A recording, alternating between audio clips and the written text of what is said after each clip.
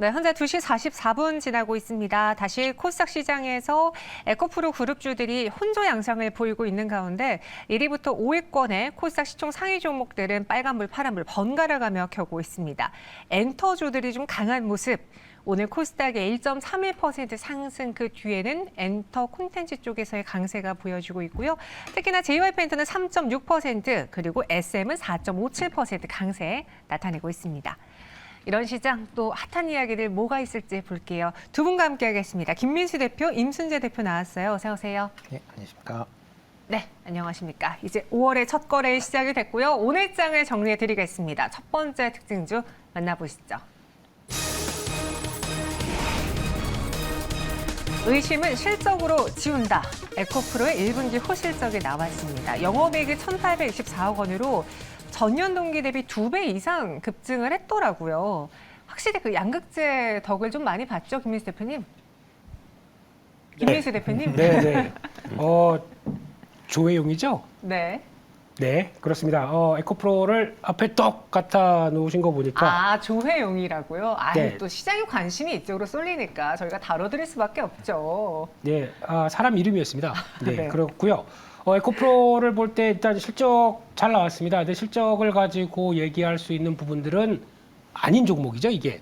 실적 단순하게 봤을 때 실적 잘 나올 것이라는 부분들은 어느 정도 확인됐고, 가장 중요하게 봐야 되는 게 이 실적의 앞으로의 성장과 또 하나 중요한 거는 갖고 있는 자회사의 가치가 같이 믹스가 되면서 움직이는 주가라는 점이 가장 중요한데, 이 두 가지 포인트를 잘 해석을 못 하시게 되면 에코프로는 계속 지금까지 놓칠 수밖에 없는 종목이라고 봐야 될 것 같습니다. 그래서 이번에 EV용 관련된 쪽에서는 여전히 견조하다.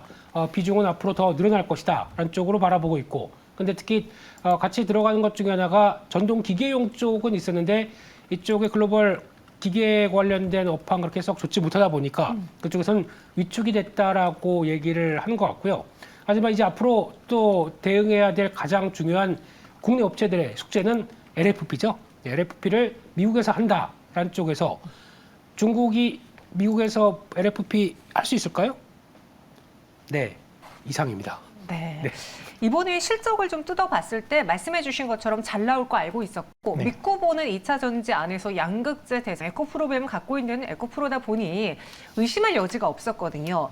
그래서 조금 더 자세하게 컨퍼런스 콜을 뜯어보겠습니다. 여기서 IPO 이야기 있었고 전구체 이야기도 있었고 IRA에 대해서 어떻게 대응하겠다라는 그 포부도 밝혔는데 어땠습니까? 뭐 IRA 관련돼서는 지금 원산지 관련된 뭐 얘기들이 나오니까 그래서 어쩔 수 없이 이제 중국 이외의 지역으로 이제 확대를 하겠다, 뭐 다변화하겠다라는 얘기고요. 네. 특히 이제 인도네시아가 이제 주로 이제 타켓이 되지 않을까. 어차피 에코프로 같은 경우도 지난 주총에서 지금 뭐 광물을 캐는 걸들 네. 이제 그 정관에 넣어놨기 때문에 이쪽으로 이제 좀 더 투자가 확대될 걸로 예상이 되고 있습니다. 그렇지만 이제 사람들이 조금 관심 있게 보는 건 이제 에코프로 머티리얼즈의 이제 상장 여부에 대한 부분이 좀 더 강하게 뭐 나오지 않았나라는 생각이 들고요. 에코프로 머티리얼즈는 이제 하이니켈 전구체를 만드는 그런 이제 생산 업체다라고 보시면 될 것 같습니다. 뭐 작년도에 매출이 한 6,600억을 넘어섰고요. 그다음에 영업이익도 한 390억 정도 예상이 되고 있기 때문에 만약 상장이 된다라고 하게 되면 3조 원대 이상으로 지금요 뭐 시장에서 이제 예측을 하고 있는 그런 상황이다라고 보시면 될 것 같고요. 그렇기 때문에 에코프로 머티리얼즈가 상장한다라고 하게 되면 네. 상장 전에 에코프로 입장에서 보면 일단 자회사 상장에 대한 이슈가 불거질 가능성은 충분히 있다라고 생각이 되고 있습니다. 다만 이제 상장한 이후에는 이제 그렇다 보면 이제 에코프로의 이제 주요 계열사 중 하나가 다시 이제 또 상장이 되니까 이게 그 지금과 같은 높은 밸류를 과연 이게 지주화로 바뀌게 되면 높은 밸류를 받을 수 있을까라는 부분은 조금 더 생각을 한번 해보셔야 되지 않을까라는 생각을 해봅니다. 네, 이번 컨퍼런스 콜에서 이제 광산 투자 계획에 대해서 질문이 나왔는데 광석 위주로 모색 중이다라고 동산을 발표를 했고요. 그리고 북미양 수주 확대에 따른 양극재 수요 확대 전망에 대해서 어떻게 생각하냐라는 질문에는 추가 변경 사항은 아직 발생하지 않았다. 하지만 전방 수요 변화 내용을 반영해서 향후 변동 시에는 업데이트를 하겠다라는 이야기까지 나왔습니다. 뭐 시장이 제일 관심 있어 하는 부분은 IPO 부분일 수도 있어요. 우리 예전에 이야기했잖아요. 최근에 그 에코프로에 대한 매도 의견들을 봤을 때 김민수 대표님은 이 자회사에 대한 가치 어떻게 반영하느냐에 따라서 시각의 차이라고 이야기를 했잖아요. 네. 이번에 이제 IPO가 좀 어느 정도 구체화된다면은 개인적으로 에코프로 주주분들은 어떤 전략을 세우는 게 조금 더 좋을까요? 일단 장기적으로 보면은 저희가 많이 얘기하는 게 카카오죠. 네. 네, 카카오가 기존에 갖고 있던 유망한 자회사들을 상장시키는 과정에서 나왔던 변화를 가지고 이제 에코프로도 거의 비슷하게 나오는 거 아니냐. 네. 한쪽으로 보시면서 애써 폄하하는 내용들도 상당히 많습니다. 근데 그게 폄하가 아니라 카카오가 올라갔던 주가의 원동력이었었죠, 초반에는. 그랬죠, 네. 그래서 지금 본격적으로 상장하기 나서부터 그때부터 빠져나갔었을 때에 대한 카카오의 반대 모습을 나오게 되면 이거 지금 상장했나요? 이제 상장하려고 하는 분위기고 거기다가 또 그 카카오와 조금 다른 부분들은 밸류 싸움이었습니다. 그렇죠. 이제 지금은 밸류 싸움이 아니라 성장하고 있는 확장세에 있는 종목들에 대한 변화를 반영한다라고 하게 되면 작년 기준으로 에코프로 머티리얼즈 같은 경우 일단 실적 좋아지는 거 매출 자체가 4,400억, 영업이익 한 300억대 나오기 시작하는데 수치는 상당히 놀라운 수치죠. 근데 그렇게 하면서 이게 3조 같이 받는 게 맞느냐 또 이런 얘기도 나오더라고요. 네. 근데 그보다 성장 속도를 봐야 된다라고 하게 되면 게다가 또 전구체 쪽은 지금 국내 업체 쪽에서 IRA를 통해서 성과를 낼 수 있는 회사들 몇 개 없습니다. 그 중에 하나라고 하게 되면 프리미엄도 받아야 되겠죠. 그런 것까지 생각하게 되면 일단 카카오 논리를 지금 들지 말고 네. 카카오 논리가 맞아지게 될 수 있을 때 상장하는 과정들이 나올 때는 주가가 안 빠집니다. 오히려 더 올라갈 가능성이 높겠죠.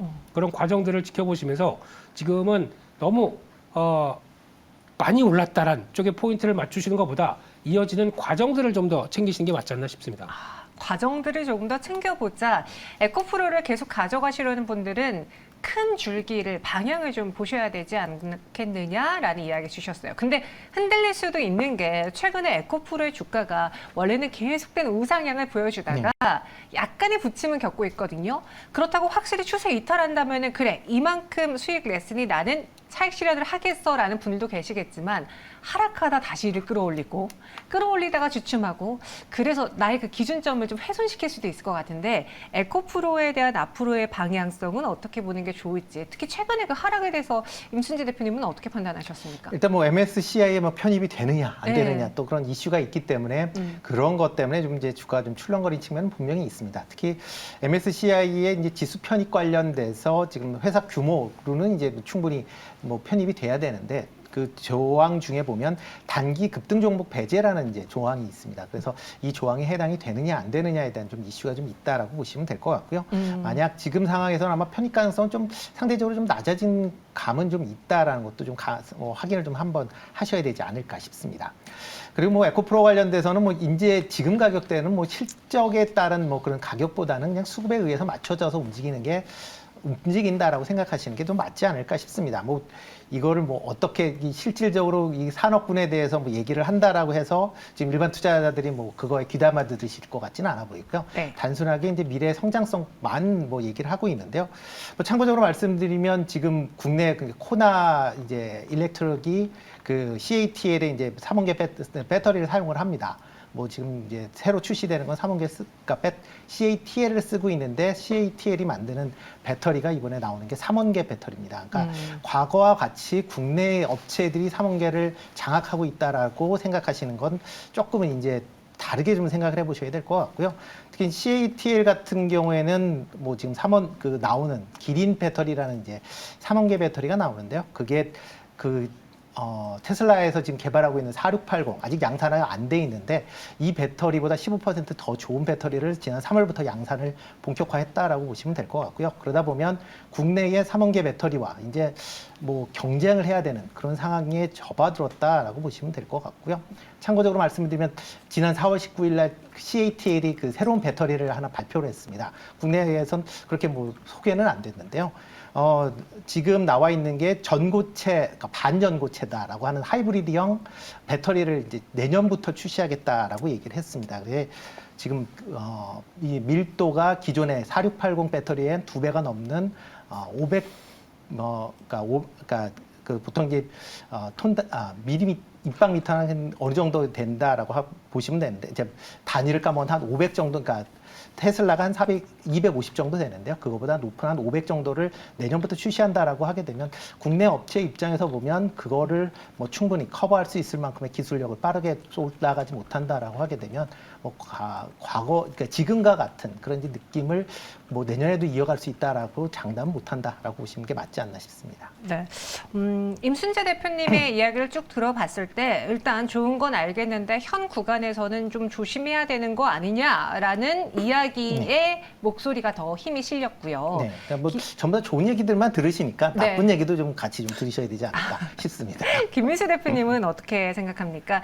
이 에코프로의 경우에는 최근에 약간 거기에서 단기 트레이딩으로 들어오신 분들이 더 많아지신 것 같아요. 왜냐면 주가가 여기까지 올라왔으니까 계속 이전부터 쭉 들고 가시는 분들의 경우에는 그냥 확고한 믿음이 있으시고 최근에 고가권에서는 조정 시에 매수했다가 위에 조금 올라오면 팔고 이런 식으로 단기 세력들도 들어오고 있거든요. 어떻게 보세요? 그게 중요한 거겠죠. 아마 중기 관점 쪽에서 매수 단가가 지금과 현격히 차이 나는 네. 저 밑이었다고 그러면은 얘기 드릴 필요도 없습니다. 그렇죠. 네, 그렇기 때문에 단기 패턴은 직전 고점대에서 좀 쉬어갈 모습들이겠죠. 그렇기 때문에 단기적으로 접근하셨다라고 하게 되면 일단 줄였다가 다시 대응 자리 보는 게 가장 적합한 전략 같고요. 이렇게 전고점대 앞에서 그냥 가기에는 이제 뭐 실적 발표도 끝났고 네. 그렇기 때문에 아직 당장의 모멘텀은 좀 없습니다. 그렇기 때문에 그런 거 감안하시게 되면은 추가로 줄였다가 아니면 뭐 정리했다가 다시 타이밍 보는 것도 나쁘지 않지 않나 싶은데 가장 중요한 거는 중기 아이디어는 훼손되지 않았다라는 쪽은 계속 봐야 될 것 같습니다. 중기 아이디어는 훼손되지 않았다라는 한 줄평으로 정리가 될 것 같네요. 이렇게 첫 번째 에코프로의 실적 봤고요. 이어서 두 번째 특징 좀 만나보겠습니다. 드디어 목표가가 상향된 호텔신라 오늘 상승 보이고 있습니다. 정말 얼마 만에 어닝 서프라이즈라는 단어를 호텔신라에서 찾아볼 수 있었는지 진짜 오랜만이거든요. 네, 이 면세 그렇죠. 사업부가 드디어 살아나고 있다면서요. 네, 뭐 면세사업부 뭐 일단 해외 여행객들이 뭐 많이 증가를 하니까 뭐 네. 국내외 여행객들이 다 많이 증가를 했죠. 그러다 보니까 이제 실적이 당연히 뭐 좋아질 수밖에 없다라고 보시면 될 것 같습니다. 특히 뭐 참고적으로 그러니까 해외 여행객을 본다라고 하게 되면 그 1월부터 3월까지 국내에 입국한 외국인이 170만 명 정도 되고요. 그 다음에 해외로 나간 내국인이 한 500만 명 가까이 됩니다. 그러니까 그렇게 많은 인원들이 그러니까 지금 뭐 여행을 하고 있다 보니까 뭐 특히 이제 국내에서 해외로 나가실 때 가면 다 면세점을 의뢰로 이제 한 번씩 방문하시는 이제 그런 상황이다라고 보면 뭐 면세점 관련된 사업 부분이 좀 더 증가할 수밖에 없다라고 보여지고요. 특히 이제 호텔신라 같은 경우에는 지금 코로나 시대에 이제 중국의 이제 따이궁이라고 하는 이제 그런 이제 보따리상 중심으로 해서 알선 수수료가 이제 많이 좀 지급이 됐습니다. 네. 그래서 상대적으로 실적이 좀 부진했었던 측면이 있는데요. 그 부분이 상당 부분 좀 인하됐다라는 것 때문에 수익성이 상당 부분 개선이 됐다라고 보시면 될 것 같고요. 조금 전에 말씀드렸듯이 일반 개인 여행객들이 증가를 하면서 면세점 수익이 상대적으로 좀 고수익적으로 좀 바뀌는 거 아닌가라는 좀 생각을 해보고 있습니다. 그래서 증권가에서도 목표가를 상향하고 있습니다. 비중 확대 의견까지 나왔는데 그 말은즉슨 이번에 어닝 서프라이즈가 2분기에도 그러니까 실적적인 면에서 호실적이 이어질 것으로 많은 분들이 보고 있더라고요. 정말 오랫동안 버틴 호텔신라 주주분들일 텐데 조금 더 버텨볼까요? 어떻게 생각하세요? 여기서 이제 중요하게 봐야 될 게 1분기 실적인데요. 네, 매출이 떨어집니다. 매출은 작년만큼 안 나옵니다. 근데 영업이익은 올라갔죠. 네. 시장에서 생각하는 것보다 50%나 더 나왔습니다. 그렇다는 얘기는 이 내용만 본다고 하게 되면 수익성이 좀 더 보강됐다. 협상력이 좀 생긴 걸까요? 누구랑 협상하시죠? 좀 땡겨주시죠. 공급자 우위. 아, 네. 네, 그렇습니다. 공급자 우위라고 우리 앵커님이 얘기를 하셨기 때문에 그런가 보다 생각을 하는데 중요한 거는 지금 가장 중요한 게 그동안에 그러면 얼만큼 다이공을 통해서 나왔던 그 알선 수수료 아니면 그 수수료가 얼만큼 컸느냐라는 부분을 보게 되면 과거에는 양적인 장사를 했지만 지금 이제 질적인 장사 쪽으로 바뀐다라고 하게 되면 그만큼 다이공이 들어와서 물건 사주는 건 좋은데 그만큼의 변화를 실속은 없었다라고 봐야 되겠죠. 그게 이제 들어오기 시작하는 변화로 봤을 때는 지금 오히려 중국 쪽에 대한 비중들이 컸던 게 그렇게 돈은 안 됐구나라고 생각할 수 있는 부분이기 때문에 그게 바뀌는 하나의 변화다라고 하게 되면 다시 한번 또 수익성 흐름들은 챙겨봐야 될 흐름인 것 같고요. 그런 쪽에서 호텔신라가 변화하는 대표적인 실적의 방향들은 맞다고 생각합니다. 하지만 지금부터는 실적이 얼마나 빨리 개선될 것이냐 아니면 실적의 흐름들은 유지가 되면서 계속 개선될 것이냐라고 하는 차이는 있을 것 같은데 그중에 하나가 중국인 단체 관광객이 들어오느냐 마느냐에 따라서 또 바뀌겠죠. 네. 그렇기 때문에 일단은 관광객은 들어오기 아직은 결정이 되기가 힘들다라고 뭐 정치적인 얘기 이런 거 다 떠나서 네. 예 그래서 아직은 없다라고 가정을 하고 주가의 동향들을 바라보는 게 제일 중요할 것 같고요. 그렇게 됐을 때는 지금 나오고 있는 속도 흐름들 특히 그동안에 또 인천공항 쪽에서 보여줬던 그 높은 그 임차 임대료가 생각보다 그렇게 과거만큼 높지 않기 때문에 그와 관련된 쪽을 체크해 보게 하게 되면 오히려 수익성 쪽은 조금 더 보강될 수 있겠다라고 봐야 될 것 같습니다. 수익성이 개선된 게 훨씬 이번 실적에 큰 유효한 작용으로 이어졌습니다. 최근에 FNF의 실적도 나왔는데 중국발 훈풍 기대 속에 이제 FNF에 대한 실적 기대감도 좀 같이 커지고 있거든요. 중국에서 소비가 살아나서 FNF도 그렇고 호텔신라도 지금 당장의 실적이 좋아졌습니다. 중국 소비주의 기대를 걸어봐도 괜찮을지 이 불안한 정세 속에 혹시 어떻게 될지 모르니 지금 당장 들어가는 건 좀 부담스러운지. 일단 뭐 좀 업종마다 좀 다를 수 있다라고 보여지고요. 네. 일단 뭐 중국 내수 특히 이제 의료 관련 쪽은 일단 아직은 좀 보셔도 되지 않을까. 의료는요? 네, 의료 쪽은 좀 보셔도 되지 않을까라는 생각을 해보고 있습니다. 아, 의료요. 네. 네. 뭐 일단 화장품 쪽은 일단 좀 어렵다라고 보시는 게 좀 맞을 것 같고요. 뭐 주말에 이제 기사도 나왔지만 아모레 퍼시픽이 설화수를 제외하고 오프라인 매장을 전부 다 중국에서 철수를 했습니다. 그러니까 그만큼 중국 내의 화장품하고는 이제 경쟁하기가 이제 어려워졌다라고 보시면 될 것 같고요. 다만 이제 화장품 업체, 중국 화장품 업체 OEM이나 ODM을 공급하는 업체들 쪽으로만 조금 관심을 가지셔야 되지 않을까 싶고요. 뭐 내수 관련 쪽은 뭐 여전히, 그러니까 의료 관련 쪽은 일단 한번 뭐 탄력을 받으면 한동안은 조금 유지될 가능성은 충분히 있다라고 보시면 될 것 같습니다. 뭐 그렇지만 이제 중국에 대한 이제 정치적인 뭐 변수라는 게 뭐 상존에 있는 그런 상황이니까 그런 거는 조금 이제 기민하게 대응하실 필요는 있지 않을까라는 생각을 해봅니다. 여전히 주목할 필요가 있다. 특히나 의료 쪽에서는 그래도 이 불안한 정세 안에서도 실적으로 좀 버텨주고 있기 때문에 그래도 좀 기대가 된다라는 의견 들어봤습니다. 마지막 실시간 특징 좀 만나보시죠.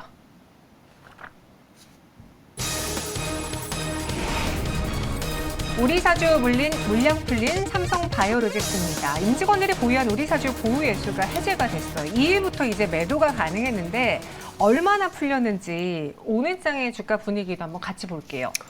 네, 특히 이번에 우리사주조합에서 배정된 주식 1년 전이었죠. 네. 그래서 풀려서 4월 28일 날 풀리고 이제 나올 수 있는 물량이 62만 5,450주. 오. 네. 50주만 있어도 이게 얼마? 네, 그렇습니다. 이게 지금 전체 공모 그때 당시에 공모 주식이 한 12.5%. 네. 그러니까 즉 증자했었을 때 일반 유상까지 다 했기 때문에 일반 주주 대상으로 다 했기 때문에 이 정도의 물량이 대기하고 있다. 이런 것 때문에 오늘 주가는 좀 흔들린 폭이 있었는데요. 이거 그거 아닙니까? 예전에 LG에너지 솔루션. 네, 그 관련돼서 이제 직원들 풀리게 되면 이제 매도만 많이 할 것이다. 네. 많이 했나요? 근데 오늘 장은 그렇게까지 많이 매도가 나오진 않은 것 같아요. 네. 그래도 애사심이 있고 네. 그 회사를 계속 다녀야 되게 되면 그리고 성장성을 본다면 굳이 네, 거기까지만 하겠습니다. 안 팔 수도 있겠죠. 네, 그런 쪽에서 아마 물량이 생각보다 그렇게 많이 안 나올 것 같고 오히려 좀 그런 거 있죠. 그리고 또 이번에 보니까 이자는 다 회사에서 지원해 줬다고 합니다. 오. 네, 그 정도로 약간 만약 복지에 대해서 신경을 썼다라고 하게 되면 의리가 있는데 네. 뭐 이런 것도 생각해야 될 것 같고요. 뭐 모르겠습니다. 근데 지금 일단은 유상전자 가격 대비해서 한 22% 올라온 주가다 보니까 매물화 될 수는 있겠죠. 근데 그럼에도 불구하고 이게 알려진 사실이고 과거에 LG에너지솔루션 사태를 봤을 때도 그렇게 크게 주가에 영향을 받지는 않을 것이다. 여기에 무게를 두고 싶습니다. 네, 만약에 이 회사 삼성바이오로직스의 그 성장성에 대해서 애초에 의구심을 갖고 있다면 22%가 뭡니까? 5%만 올라도 여기서 엑시트하려는 그렇죠. 분들이 많겠죠. 그런데 22% 올랐음에도 불구하고 여전히 고가 수준에서는 좀 멀어져 있고 네. 또 삼성바이오로직스 실적을 잘 내고 있고 그렇게 매도 폭탄은 나오지 않을 것이다라는 게 저희의 생각이거든요. 그런데 왜 실적도 이렇게 좋은데 항상 삼성바이오로직스의 주가가 이 실적을 다 반영하지 못하는 걸까요?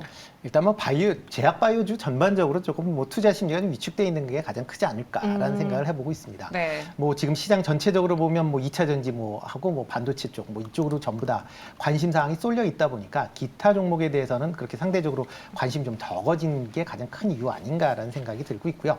뭐 삼성바이오로직스 같은 경우 뭐 1분기 뭐 사상 최대 실적을 기록을 했고 그다음에 또 이제 공장이 지금 1에서 4공장까지가 전부 거의 풀가동에 가까울 만큼 가동률이 이제 좋은 상황입니다. 그래서 뭐 제5공장을 또 추가적으로 지금 신설하겠다라고 지금 얘기를 하고 있는 그런 상황이기 때문에 뭐 이 상황으로 보면 기업 실적 측면에서 보면 당연히 지금보다 더 좋아질 수밖에 없다라고 보여지고요.